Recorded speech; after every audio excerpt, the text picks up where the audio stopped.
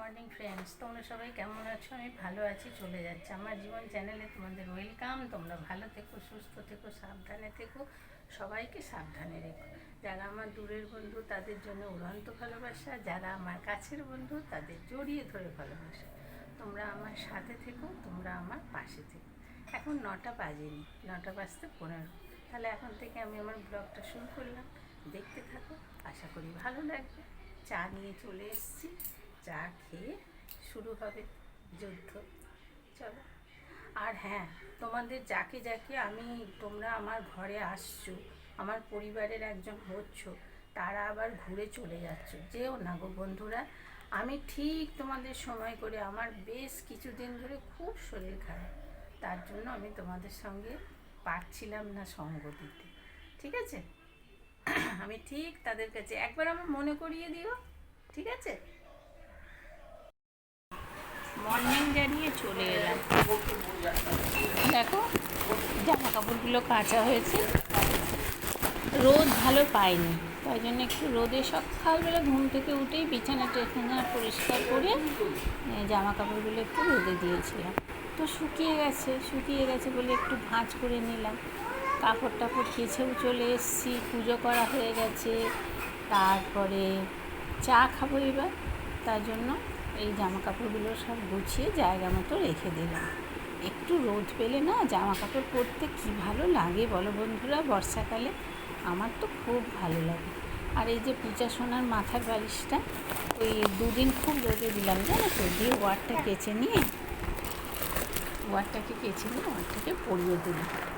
আর পুজো সোনার বালিশটা, পুজো সোনা তো আমাদের কাছে শুয়ে পড়ে, দুপুরবেলাও শোয়, রাত্রিবেলায় শোয় না, দুপুরবেলায় শোয়। ওর মা 4টে সাড়ে 4টে নাগাদ নিয়ে চলে যায়। তারপরে দেখো, এখন আমি রান্নাঘরের কাজ সেরে নিচ্ছি। চালটা ভিজিয়ে দেবো জানো তো, তার জন্য চালটা জলে ভিজিয়ে দিলাম।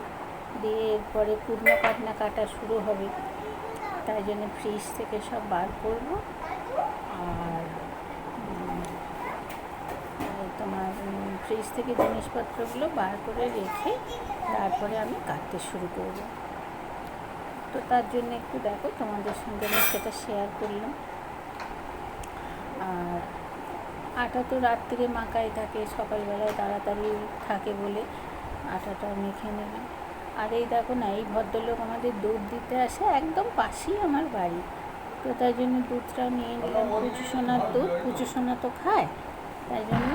আর কাপগুলো রাত্রি ধুয়ে রেখেছিলাম, সেগুলো সব গুছিয়ে জায়গা মতো রেখে দিলাম। রান্নাঘরে রান্না করতে গেলে বন্ধুরা এগুলো একটু গুছিয়ে না রাখলে আমার আবার রান্নার অসুবিধা হবে। দেখো, কুটনো কেটে নিয়ে চলে এলাম। কী কেটেছি বলো তো? আজকে কিছু কাটিনি, কারণ আজ আমার ছেলে নেই, সেজন্য মাছ দিয়ে, আলু দিয়ে, পটল দিয়ে একটা তেল করে রসা করব। আর তোমার উচ্ছে আর কুমড়ো ভাজা। হ্যালো বন্ধুরা, চলে এলাম, কড়াই বসিয়ে দিয়েছি, কড়াইয়ে তেল দেব। তার আগে দেখো পেঁয়াজটা নিয়েছি, পেঁয়াজটাও কেটে নেব। আর কুমড়ো আলু উচ্ছেটা ভেজে নেব। আমি বললাম আচ্ছা, আমার কুমড়ো খেতে খুব ভালো লাগছে, কুমড়ো ভাজা তা বলে, তাই জন্য উচ্ছের মধ্যে একটু কুমড়ো দিলাম। আজকে আর আলাদা করে কুমড়ো ভাজলাম না। তো জানো তো, আমি কোনো কিছু ভাজাভুজি বা তরকারি করলে পরে সঙ্গে সঙ্গে থালা চাপা দিয়ে দিই সবজিগুলো দেওয়ার পর, সেরকমই দেখো দিলাম। আর লঙ্কা কেটে নিলাম, টমেটো কেটে নিলাম, পেঁয়াজ কেটে নিলাম, সব কেটে নিলাম।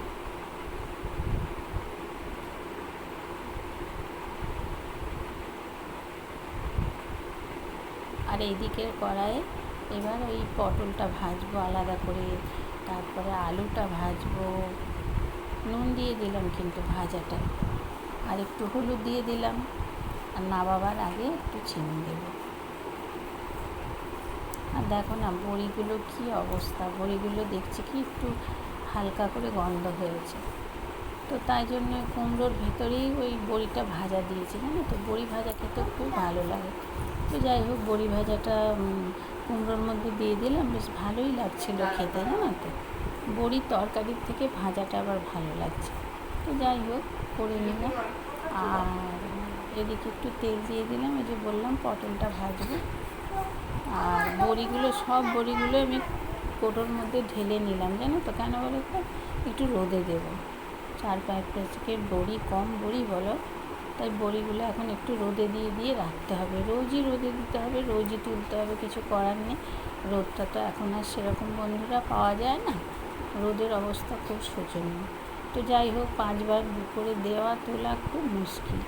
এ দেখো চিনিটা দিয়ে দিলাম, আর ভাজাটা হয়েই গেল। আর এদিকে দেখো পটলগুলো ভাজতে দিয়েছিলাম, এগুলো উল্টে দিলাম। আর বন্ধুরা, ঝোল সব সময় আমি সব রকম সবজি দিলে সব রকম সবজিগুলো লাল লাল করে ভেজে নিই, জানো তো, তাতে কিন্তু তরকারির একটা আলাদা টেস্ট হয়। আর এইবার আলুগুলোও দিয়ে দিলাম, পেঁপেও দিয়ে দিলাম, পেঁপেও দিয়েছি লম্বা লম্বা করে, জানো তো। তো যাই হোক দেখো, আর মুড়ি খেয়েছি, অল্প একটু মুড়ি খেয়েছিলাম, জানো তো, একটু তরকারি দিয়ে। তাই এখন একটু খিদে খেতে পাচ্ছে বলে একটু খেলাম, তোমার কলা খেলাম। আর এবার আমি কি করবো বলো তো, এখন আমি মাছগুলো ভাজবো।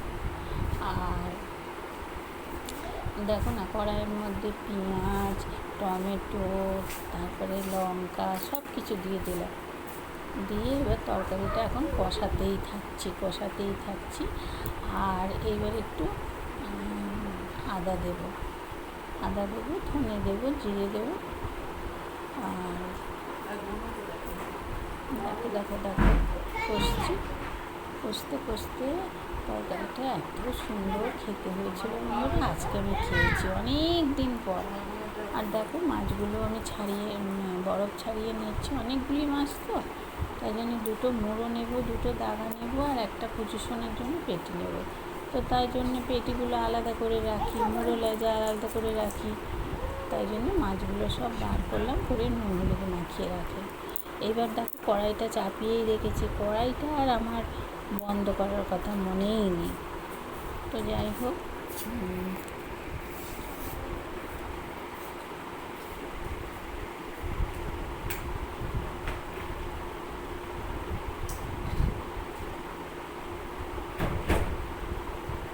হ্যালো বন্ধুরা, দেখো ঝোলের মধ্যে একটু আদা কুড়ে দিচ্ছি। আদাটা না বাটা হয়নি, জানো তো, আর আদাটা কুড়ে দিচ্ছি। আর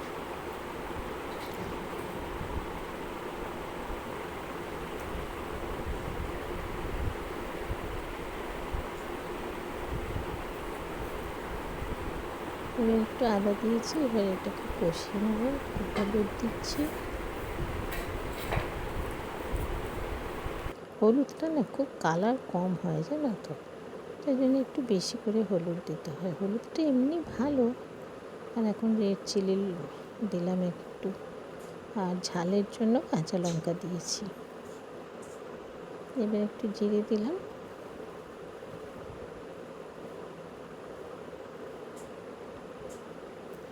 একটু ধনে দেব। আর আমার সব বাড়িতে করা, জানো তো, ধনে জিরে সব কিছু আমি বাড়িতে কড়াইয়ের মধ্যে একটু সেঁকে নিই, দিয়ে আমি করি। তরকারিটা কষানোর উপর খুব ভালো হয়েছিল, মাছটাও অবশ্যই খেতে ভালো ছিল, জ্যান্ত মাছ ছিল তো,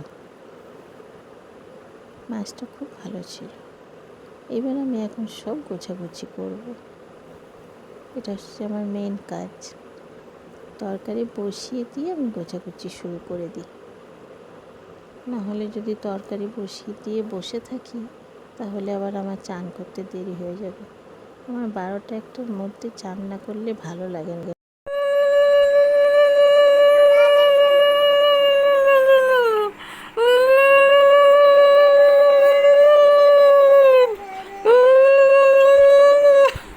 কিরম চুপ করে বসে দিয়েছে তো।